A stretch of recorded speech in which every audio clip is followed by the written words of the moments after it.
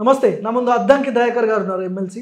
నమస్తే దయాకర్ అన్న. నమస్తే. మొత్తం టైటిల్ మొత్తం నిన్న మీయే కనిపించినాయి నాకు. ఎందుకంటే ఎమ్మెల్సీ అద్దంకి దయాకర్ని అడ్డుకున్న నిరుద్యోగులు, అసలు ఏం జరిగింది అక్కడ అని మీరు కూడా పెట్టిర్రు, మైక్ వాళ్ళు కూడా పెట్టిర్రు, చూసిన నేను. కానీ అడ్డుకోలే పాపం. వాళ్ళు అడిగిండ్రు కలిసి, అన్న మాకు ఈ ఉద్యోగాలు రావాలని ఒక రిప్రజెంటేషన్ కూడా ఇచ్చిండ్రు.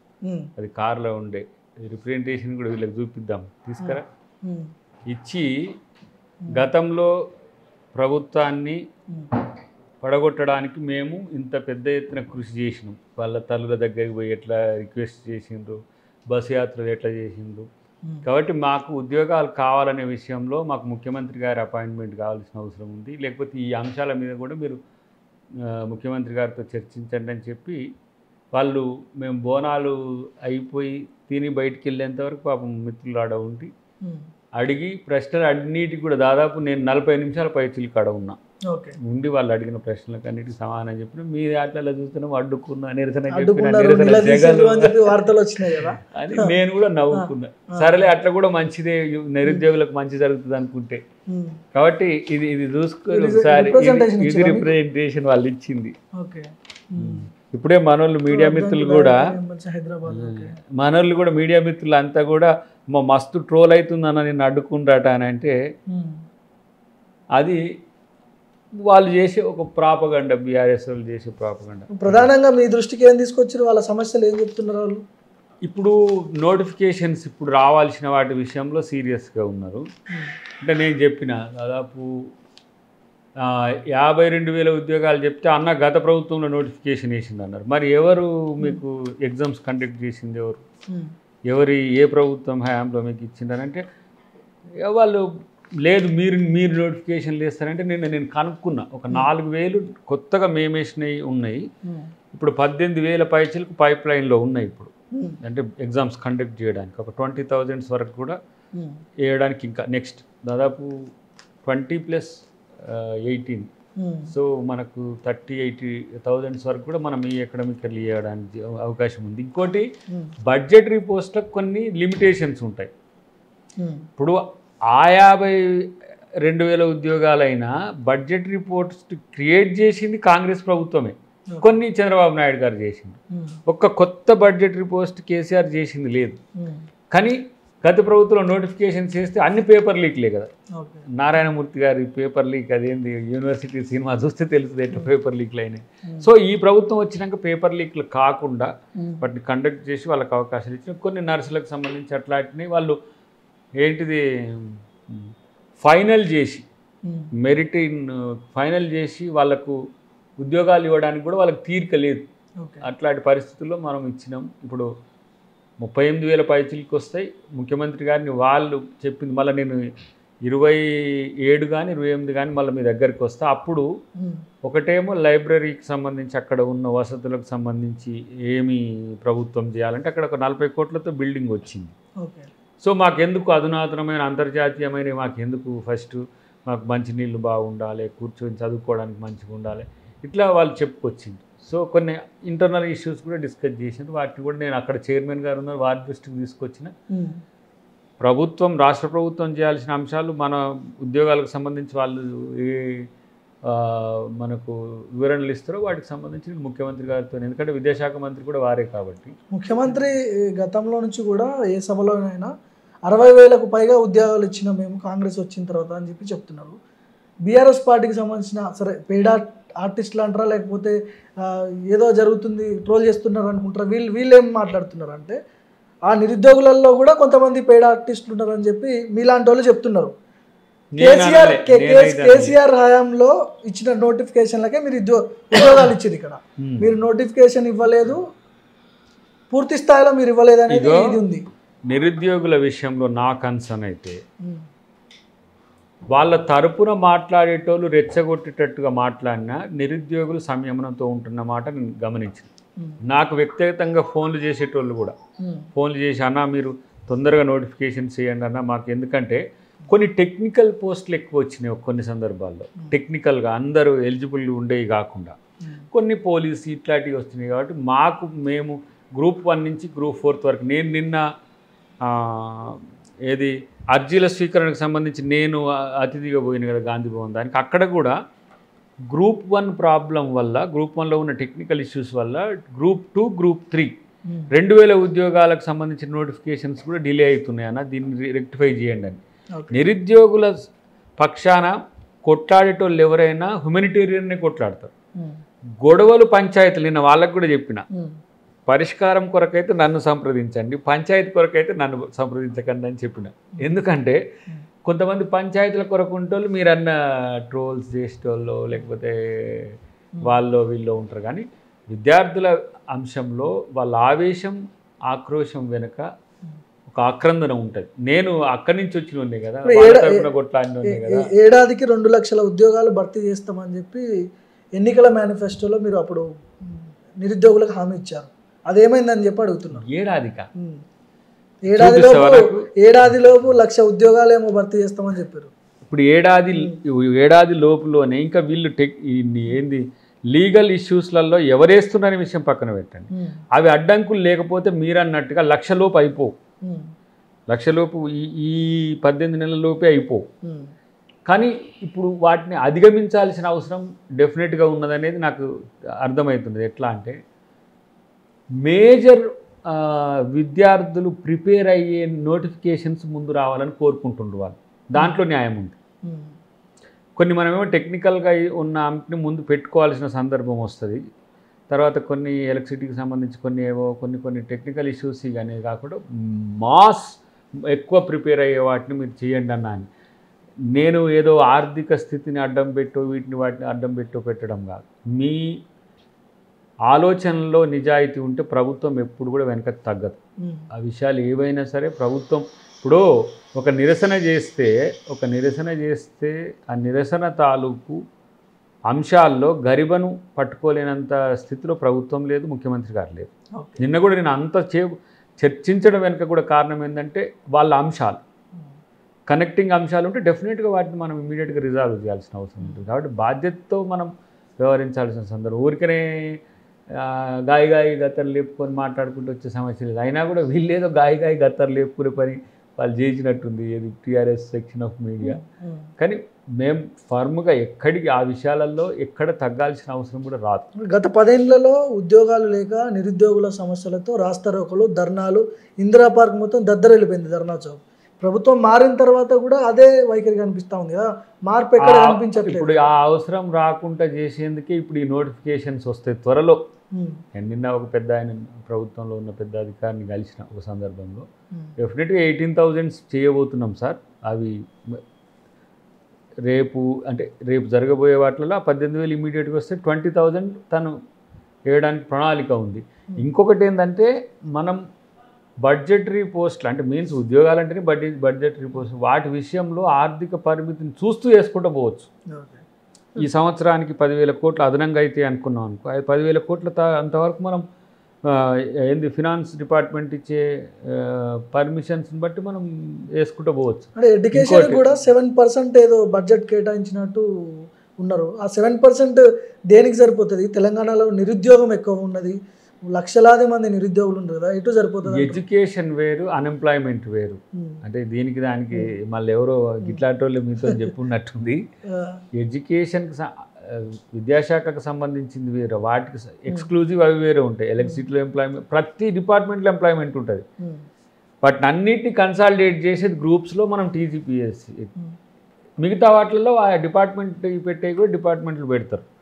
సో అలాంటి విషయాల్లో ఏ ఉద్యోగాలు ఎక్కువ ఉన్నాయో వాటిని ముందు ప్రయారిటైజ్ చేస్తే ఎక్కువ మొత్తంలో వాళ్ళకు మేలు జరుగుతుందనే ఒక ఆలోచన వాళ్ళు నిన్న చెప్తుంటారు. అది మంచిగా అనిపించింది. అది కూడా ప్రభుత్వం దృష్టిలో ఉన్నట్టుగా నేను వారిని కలిసిన తర్వాత అధికారిని కలిసిన తర్వాత తెలిసింది. కాబట్టి ఒక సంవత్సరంలో 30,000 పైచిలకు ఉద్యోగాలు వేసే ప్రభుత్వంగా కాంగ్రెస్ ప్రభుత్వం ఉంది. వాళ్ళు మొత్తం 35,000 వేయలేదు 9 సంవత్సరాలు.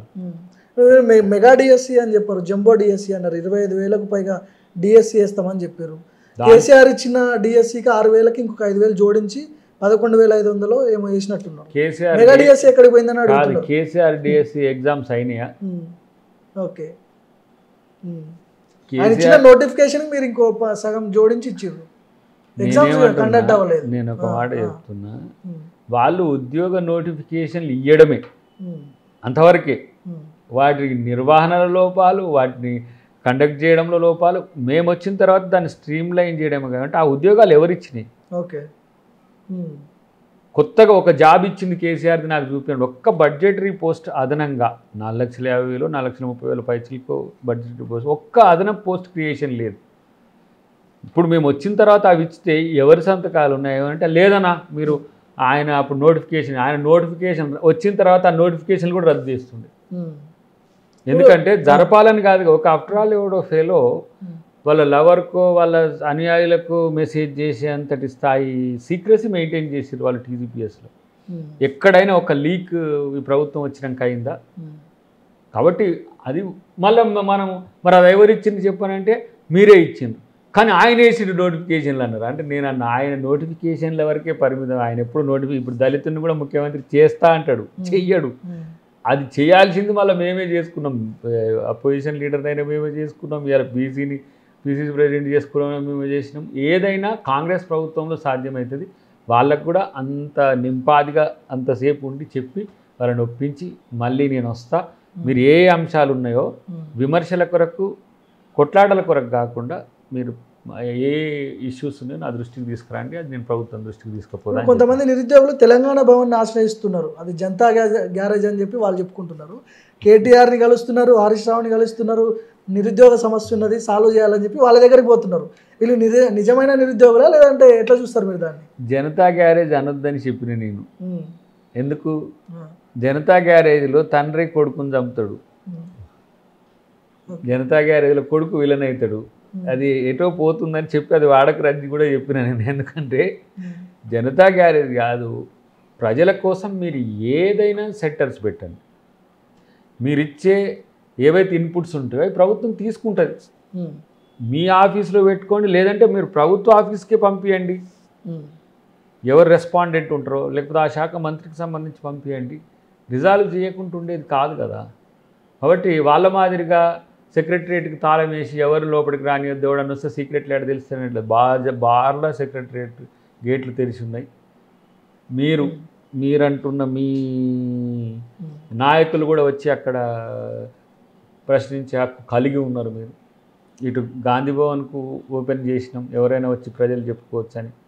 అటువైపు మంత్రులు కూడా అన్ని రకాలుగా అందుబాటులో ఉంటున్న పరిస్థితి. జిల్లా ఇన్ఛార్జ్ మంత్రులు కూడా వేసినాం, నాట్ ఈవెన్ సెక్రటరియట్. ఆయా జిల్లాల్లో కూడా మంత్రులకు సంబంధించిన అంశాల్లో ఎమ్మెల్యేస్ కూడా తీసుకునే దరఖాస్తులు తీసుకునే అవకాశం ఉంది. కాబట్టి అటు ప్రజాభవన్లో అటు మన చిన్నారెడ్డి గారు పూర్తి స్థాయి అన్నిటిని ప్రజల యొక్క సమస్యలను వినడానికి వ్యవస్థను ఏర్పాటు చేసినాం. ప్రజాస్వామ్య ప్రభుత్వం కాబట్టి, ప్రజాపాలన కాబట్టి. మీలాగా గేట్ క్లోజ్ చేసుకొని ఎవరు కలుస్తా అన్న కూడా కలవకుండా లేదుగా ఈ ప్రభుత్వం. ఇప్పుడు ఎవరైతే రోడ్ల మీదకి వచ్చి ధర్నాలు రాస్తారోకాలు ఇందిరా పార్కులలో బహిరంగ సభలు పెడుతున్నారో వాళ్ళని నిరుద్యోగుల్లాగా చూస్తారా లేకపోతే బీఆర్ఎస్ పెయిడ్ ఆర్టిస్టులాగా చూస్తారా మీరు? నిరుద్యోగులకు సంబంధించిన అంశంలో ఎవరైనా వాళ్ళ వాయిస్ కానివ్వండి, దాన్ని మనం యాక్సెప్ట్ చేయాలి.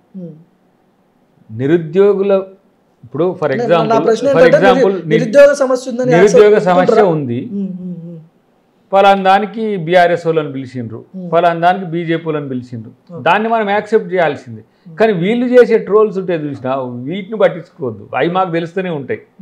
ఇప్పుడు నిన్న కూడా విద్యార్థుల్లో 2-3 విద్యార్థులు కొంచెం కాంగ్రెస్ ప్రభుత్వం ఏం చేస్తలేదు అన్నట్టుగా చర్చ వచ్చిన తర్వాత ఏం చేయాలనో చెప్పమని అన్న తర్వాత మనం ఏం చేస్తున్నామో చెప్పిన తర్వాత అన్న మీ మీద మీరు ఉద్యమకారులు, మీ మీద మాకు నమ్మకం ఉంది, మీరు చేయగలరు, మీరు ముఖ్యమంత్రి గారికి కూడా కొంచెం దగ్గర ఉంటారు కాబట్టి మీరు ఈ విషయాలు ఆయన దృష్టికి తీసుకుపోండి, అవసరమైతే మమ్మల్ని రిప్రజెంటేషన్ తీసుకుపోండి అన్న మేము చెప్తాం వారికి అని. ఇప్పుడు ఎవరైనా నాయకులు మన సమస్యను వినేటట్టుగా మన వ్యవహారం ఉండాలి, అది మనం ప్రిపేర్ చేసుకోవాలి. ఇప్పుడు మీరు వచ్చి ఆడ గొడవ చేస్తారంటే నేనంటే అద్దంకి దాయకర్ కాబట్టి ఉండగలుగుతారు. ఎందుకు? ఒక విద్యార్థి సమస్యలు ఎట్లా ఉంటాయి, నిరుద్యోగుల సమస్యలు ఎట్లా ఉంటాయని క్షేత్రస్థాయి నుంచి ఉన్నవానిగా అసలు వాళ్ళు చెప్పే అంశాలు కొన్ని నాకే తెలియవు. నేను ఇంత ప్రజల్లో ఉంటా, లేకపోతే పిల్లలు నాకు ఎప్పుడు ఫోన్ చేస్తూనే ఉంటారు. మొన్న ఎవరు వరంగల్ మిత్రుడు చేస్తే నేను అరే ఇంత ఉందా అని అంటే అవునన్నా మీరు ఈ నోటిఫికేషన్స్ తొందరగా ఇవ్వాలన్నా అని చెప్పి నిజామాబాద్ పోయేటప్పుడే ఇట్లా అని ఉండే. అయితే ఒక పని చేయి, నువ్వు ఒకసారి ఎప్పుడైనా హైదరాబాద్కి వచ్చినప్పుడు నాకు గల్వని చెప్తే నిన్న వీళ్ళు కలిసింది, వీళ్ళే మనోని ఉన్నాయి. సో ఆ అంశాలన్నిటి కూడా రాజకీయాల కోసము ప్రచారం కొరకు చేసే వాళ్ళని పట్టించుకోవాల్సిన అవసరం లేదు, కానీ నిజమైన నిరుద్యోగులను పట్టించుకోవాల్సిన బాధ్యత మనది, అడిగే హక్కు వాళ్ళకు. టోటల్గా ఇప్పుడు ఎపిసోడ్ మొత్తంలో చివరిగా చెప్పండి, నిరుద్యోగులకు మీరు యాజ్ ఏ ప్రభుత్వ పెద్దగా ఎమ్మెల్సీగా వాళ్ళకి ఏం భరోసా ఇస్తున్నారు, నేను ఏం చెప్పదలుచుకున్నారు అసలు? ఇప్పుడు నిన్న జరిగిన వాటిలో కొన్ని 2-3 అంశాలు చెప్పగలిగినారు వాళ్ళు అంతసేపులో. నేను అట్లా కాదు ఇక్కడికి వస్తా, ఇక్కడికి వచ్చిన తర్వాత, ఎందుకంటే అశోక్ నగర్ లైబ్రరీ అనేది ఎంతోమంది నిరుపేద నిరుద్యోగులకు అదొక కేంద్రం.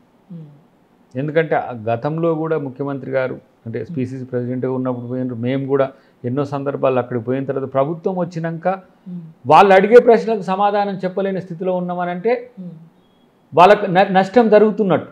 అట్లా కాకుండా వాళ్ళ సమస్యల పరిష్కారానికి నేను ఎమ్మెల్సీగా, నేను ఇప్పుడు హైదరాబాద్కు సంబంధించిన ఎమ్మెల్సీగానే కదా, కాబట్టి నేను మరింత దాన్ని ప్రభుత్వం దృష్టికి ఆయా శాఖలకు సంబంధించి కానీ లేకపోతే ముఖ్యమంత్రి గారి దృష్టికి తీసుకపోతే వాళ్ళకు బెనిఫిట్ జరుగుతుంది, ఇప్పుడు ప్రభుత్వానికి మంచి పేరు వస్తుంది. ఈ రిప్రజెంటేషన్ ముఖ్యమంత్రి వద్దకు వెళ్ళే అవకాశాలు ఎంతవరకు ఉంటాయి? వాళ్ళని ఇప్పుడు వాళ్ళతో కూర్చొని ఇది చిన్నగా ఇచ్చిండ్రు, మాకన్నా మీరు ద్వారా రేవంత్ దగ్గరికి, సీఎం దగ్గరికి వెళ్ళి ఇప్పుడు రేపు డీటెయిల్డ్గా మీరు ఒక ఏమేమి అంశాలు ఉన్నాయో వాటన్నిటి కూడా మీరు మాట్లాడండి, నాకు ఇవ్వండి అని చెప్పింది. దీంట్లో ఏంది, మీరు రిక్వెస్ట్ ఉన్నది ఈ 2 lakhs వాటిని చేస్తా అన్నారు కదా, చేయాలి, ఇట్లా రాసి పెట్టిండాలి జనరల్గా. ఇట్లా కాకుండా ఏ అంశాల్లో ప్రభుత్వం ఎట్లా చేస్తే మీకు మేర్పిడి జరుగుతుందో నాకు చెప్పండి, దాన్ని అవసరమైతే నేను ముఖ్యమంత్రి గారితో మాట్లాడైనా సరే మీరు రిప్రజెంటేషన్ తీసుకుపోగలనని చెప్పిన. మన స్థాయిల్ని అది పరిష్కారం అయ్యే పరిస్థితి ఉందనుకోండి, మంచిది. కాలేదనుకో ప్రభుత్వం వినదు అనేది లేదు, ప్రభుత్వం పట్టించుకోవట్లేదని ప్రతిపక్షాలు బీఆర్ఎస్ బీజేపీ చేసిన ప్రచారాన్ని నమ్మకండి. ప్రభుత్వం ప్రతి అంశంలో కన్సర్న్గా ఉంది. కన్సర్న్గా లేని అంశాలు మన మీడియా తెచ్చినా, విద్యార్థులు తెచ్చినా దాని విషయంలో స్పందించడానికి మేము సిద్ధంగా ఉన్నాం.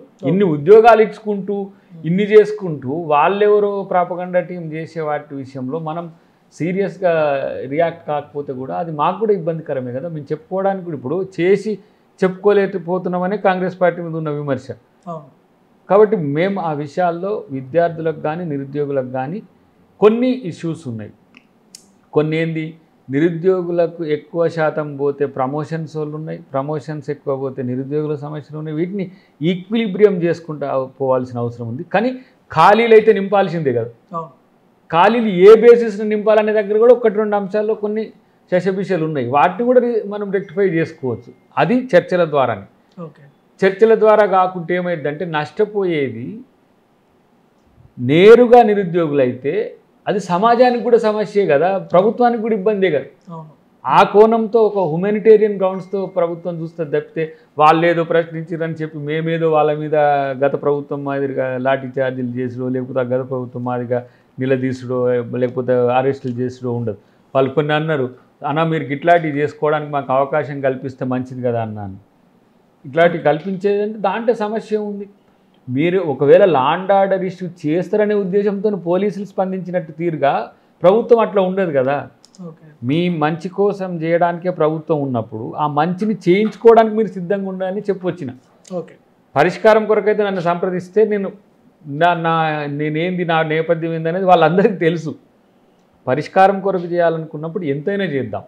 పంచాయతీ కొరకైతే నన్ను ఎందుకు ఇంకెవరు పంచాయతీ పెట్టుకున్న నాయకులు చూస్తే మీకు పెద్దగా పంచాయతీ పెట్టుకుంటాడు, నేను మీలాగా మీకు సహకరించాలని కోరుకుంటున్నాను కదా అని చెప్పినప్పుడు మన వాళ్ళంతా కన్విన్స్ అయింది. అన్న నెంబర్లు తీసుకున్నాం, అది తీసుకొని మళ్ళీ నెక్స్ట్ వచ్చేటప్పుడు మంచిగా మేము చెప్తామన్నా, మేమేం పంచాయతీల కొరకు కాదు, మా ఆవేదనను అర్థం చేసుకోగలగు కాబట్టే మేము ఇదంతా చెప్పాల్సి వచ్చింది. లేకపోతే వేరే వాళ్ళు అయితే మేము ఇంత చెప్పడానికి కూడా అవకాశం లేకుండే. ఎవరు కూడా వస్తారు ఇట్లా వచ్చి అట్లా పోతూ ఉంటారు.